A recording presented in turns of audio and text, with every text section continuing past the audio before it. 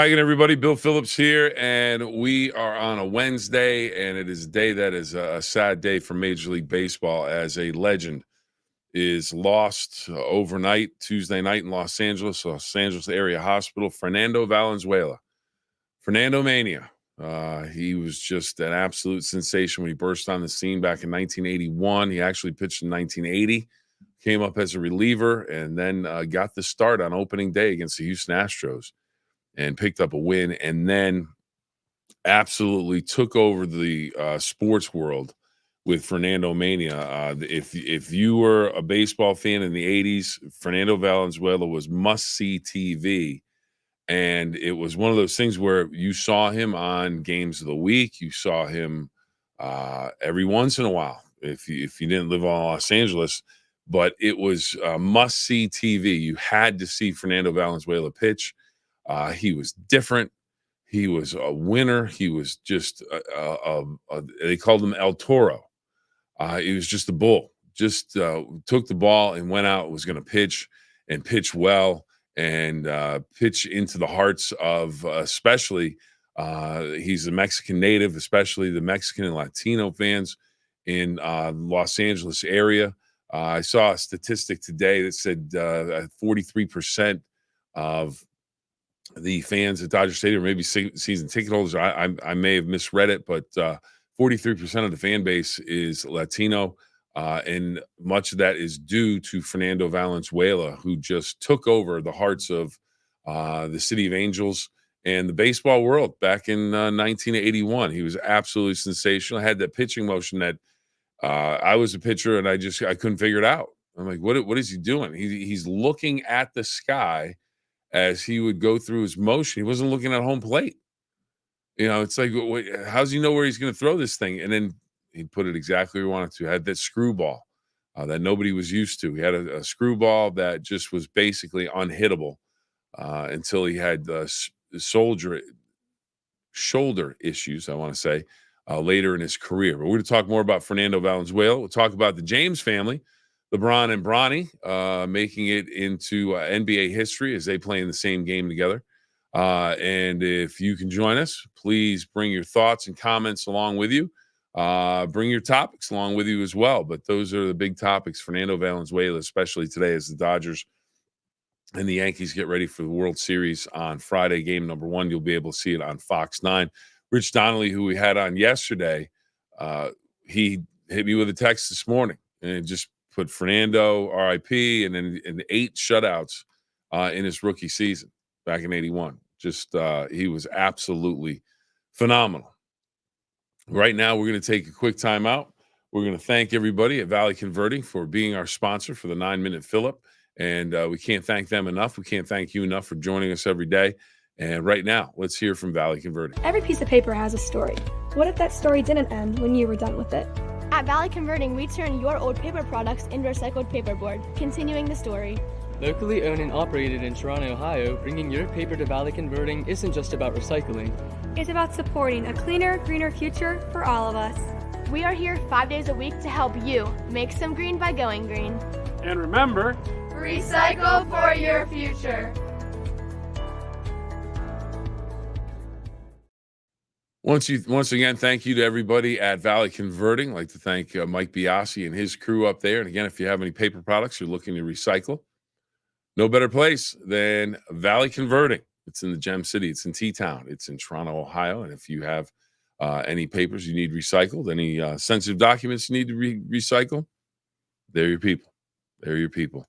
And speaking of the people, Fernando Valenzuela, man of the people, in Los Angeles back in 1981 and throughout his career. And then most recently became a part of the broadcast team. It's been about 20 years now. Back in about 2003, started working with the Los Angeles Dodgers broadcast team. And the thing that Fernando did during his career and then after his career, he became an integral part of the Dodgers' mission to get more people involved, to get more Mexican Americans involved, more Latin people involved in the Los Angeles areas, going to the communities and build up baseball. And they said he was a great ambassador for Major League Baseball. But what he was, and people are comparing him to Ohtani today.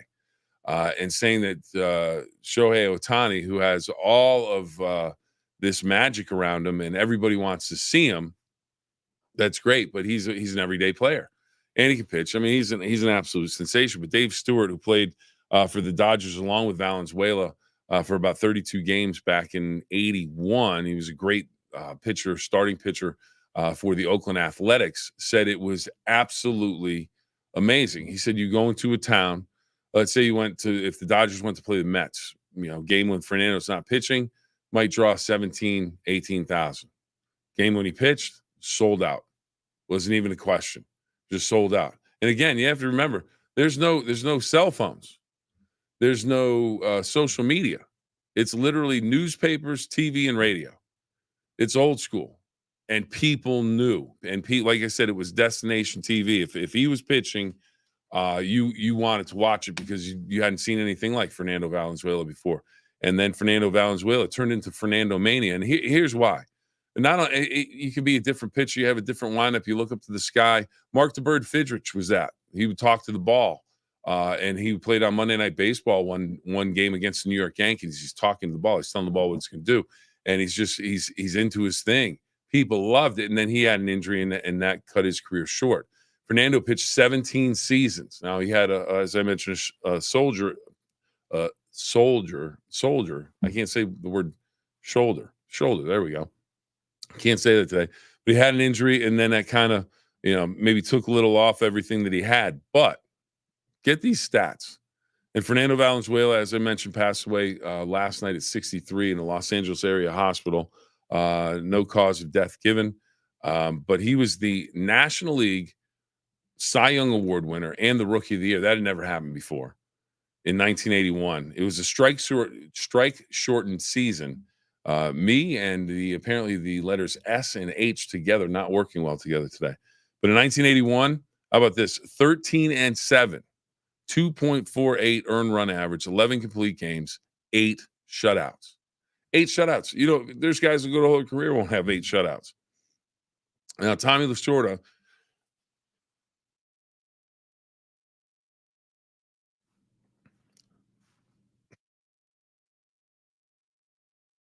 excuse me, everybody. The night before the season opener against Houston, Jerry Royce was supposed to pitch, got dinged up, injured himself. So Lasorda goes to Fernando and he says, "You ready to pitch?" He said, "I'm ready to pitch." And he goes out and throws a shutout, 2-0 shutout over Houston. 17 seasons, 1981.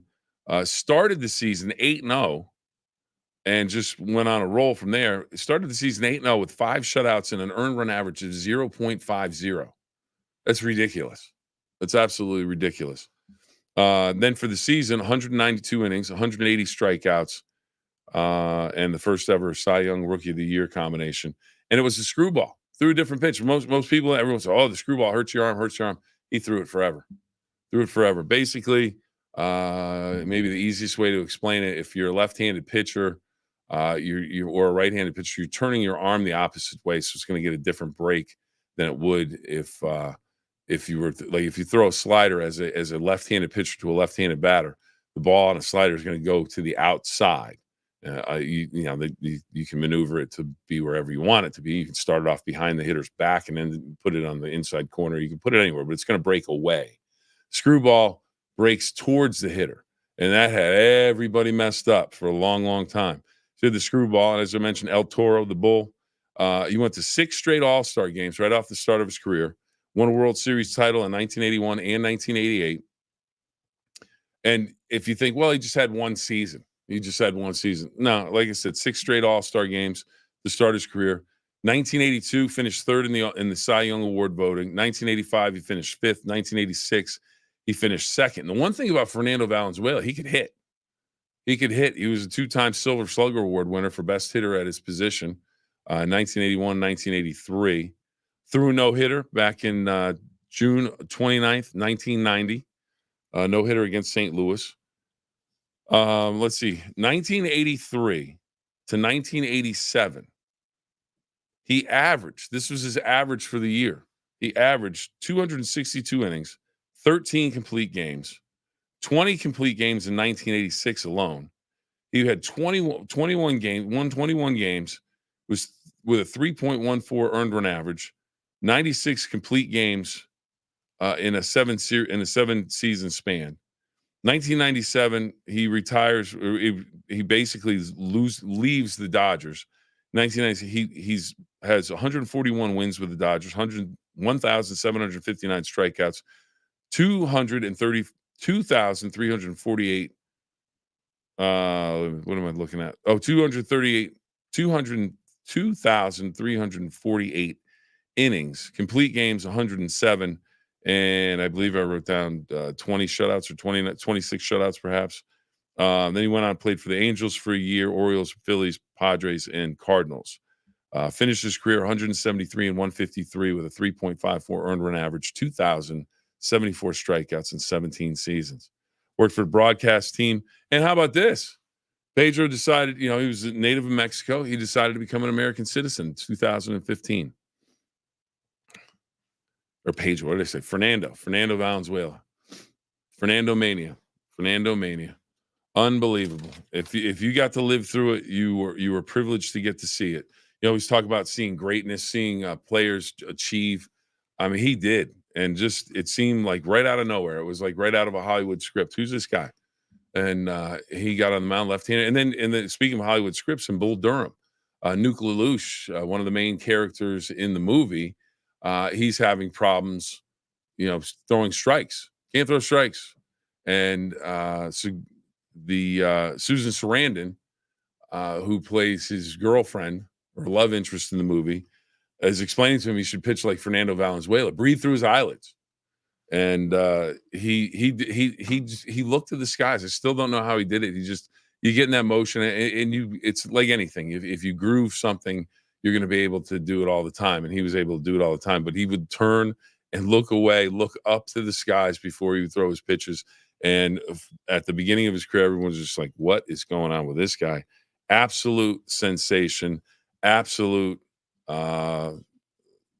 sensation, and just a great pitcher. And it makes me want to go and see if anybody's got a documentary on Fernando Valenzuela. I know they've done a 30 for 30 on him on ESPN, but I'm sure there'll be shows that are on about him. If you get an opportunity, watch it. I mean, he was just a phenom, absolute phenom before social media. I mean, if you think people went viral or they go viral now, forget about it. I mean, Fernando Valenzuela would have been viral every time he pitched. He was that big of a sensation across the country, across the world. I mean, it was just amazing, absolutely amazing. But gone way too soon at the age of 63. But what an indelible mark that he left on Major League Baseball. And you talk about the Hall of Fame. Now, these numbers will not get him in the Hall of Fame. They will not get him in the Hall of Fame. I'm sure there are memorabilia and everything at the Hall of Fame in Cooperstown, New York. The numbers won't get him in. 173, 153 with a 3.54 earned run average. Not going to get him in. Not going to get him in. But he's a Hall of Famer. He's a Hall of Famer. If it's the Hall of Fame and it's the Hall of, he's one of those guys you remember. When we talked to Rich Donnelly about that, you talked about there's certain guys that are going to be remembered forever. If you mention Fernando Valenzuela, people are going to know who that was. And, he's a guy that could be in the Hall of Fame. He should be in the Hall of Fame. If you just throw out the numbers, what did the guy do? And if you look at his numbers for a short span, he stacks up with anybody. Over the course of his career, 17 years, some injury issues, but that first 7-8 year span that he pitched in the big leagues, he was as good as anybody. And complete games. He wasn't going to give the ball up. They just put him out there and he just went. So sad day for Major League Baseball fans, for Fernando's family. Condolences to them, obviously. But man, it's just seems like yesterday he was pitching. At least in my mind's eye, because that's when I was in high school, and he was a phenom. So Fernando Valenzuela gone, but history made as we stay in the city of Angels. And they will honor for Manfred, the commissioner of Major League Baseball, said that Friday or during the World Series, they will indeed honor Fernando Valenzuela, the Los Angeles Dodgers great, during the World Series. And I'm sure the Dodgers players will have patches on their uniforms or on their hats to honor Fernando Valenzuela. But Major League Baseball has also said that they will honor Fernando Valenzuela for during the World Series, which begins on Friday. You can catch it on Fox 9 Friday night, 8:00. Los Angeles Dodgers hosting the New York Yankees in Game 1. Garrett Cole, former Pirate, or a California kid, former Pirate, he will get the start for the New York Yankees if you're interested in that. Also, from the City of Angels last night, LeBron James and Bronny James, the James family, history made in the National Basketball Association. First father-son combination or duo to play in the NBA in the same game. LeBron and Bronny on the court together. Bronny played 3 minutes. LeBron James very excited that his team won. First opening day win, he said, for the team, but he said it was a day that he'll never forget, playing with his son on the team. And that's one thing. But then his daughter's birthday, she turned 10, and he got to see her before she went to school, and just really enjoyed it. So he said an absolutely sensational day, a day he'll never forget. One of those days people have talked about it for years. You know, would this happen? Would he be able to play with his son in the National Basketball Association? Some people are still uncertain whether Bronny should be in the NBA, but you know what? He was in the NBA last night. It's pretty cool. Watched when they checked in together, and Bronny, after the game, said all the right things. He thanked Lakers Nation for the warm reception, and it was not lost on him the significance of what they had achieved together. Now the biggest thing is for the Lakers, if you're a Lakers fan and for LeBron James, you want to see the Lakers go on and have a big season, perhaps win. For Bronny James, it's proving that he belongs in the National Basketball Association on more than a level of a curiosity, so to speak. Oh, there's LeBron and his son. They play on the same team. He's on the team because LeBron put him on the team. He needs to prove to himself. He needs to prove to the doubters that he can play on the National Basketball Association level. He doesn't need to be LeBron James. He doesn't need to be LeBron James. He needs to be Bronny James.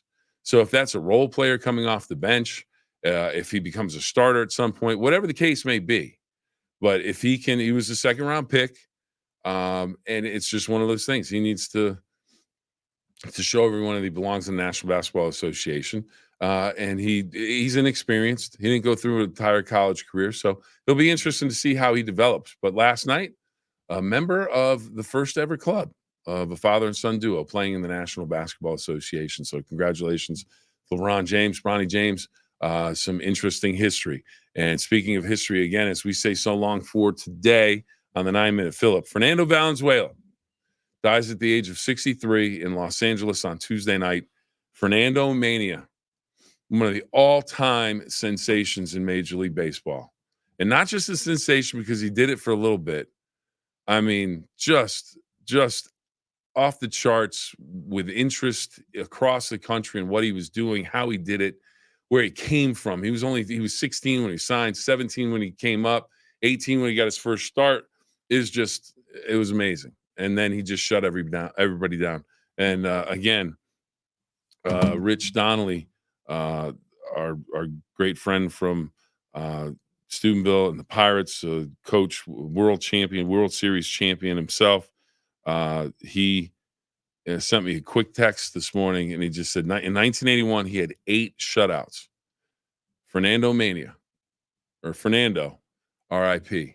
And it's just not lost on how he was a giant. He was absolutely a giant with what he did in the game at that time. And he just was humble, went about his business, never in any issues, never any problems, just went out, pitched, and shut everybody down. Just absolutely shut everybody down. 1981 season, again, 13-7, 2.48 earned run average, 11 complete games for the season. This was a strike shortened season with 8 shutouts. 8 shutouts in one season. Absolutely amazing. Fernando Mania. Rest in peace, Fernando Valenzuela. All right, everybody. Thank you for joining us. Greatly appreciate it. Greatly appreciate Valley Converting for being our sponsor for the 9-Minute Phill-Up. Want to remind everybody, 2 rules. Have fun and always try your best. Have a great day, everybody. We'll see you next time.